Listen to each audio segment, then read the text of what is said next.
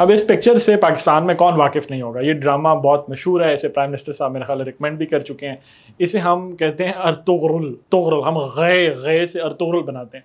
I think इसकी correct pronunciation, ये Turkish मैं नहीं सिखा रहा, लेकिन आई थिंक इसकी करेक्ट प्रोनाउंसिएशन है अर्तुरुल।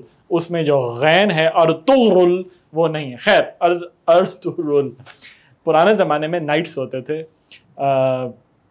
वो ब्रेव सोल्जर्स, आप समझ लें अर्तुरुल टाइप के, जो बड़े ब्रेव सोल्जर्स होते थे, जो जंगों में लड़ते थे, जिनका बड़ा रोल होता था उस वक्त स्टेट को चलाने में, उस वक्त के उस सोसाइटी में।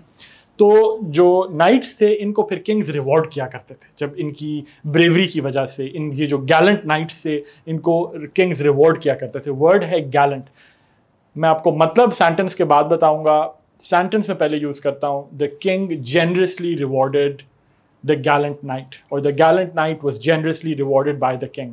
Word is gallant. Gallant adjective है, गैलेंट का मतलब होता है बड़ा करेजियस, बड़ा ब्रेव, जिस तरीके से अर्तुरुल या पाकिस्तानी वर्जन अर्तुगरुल को ड्रामे में दिखाया गया।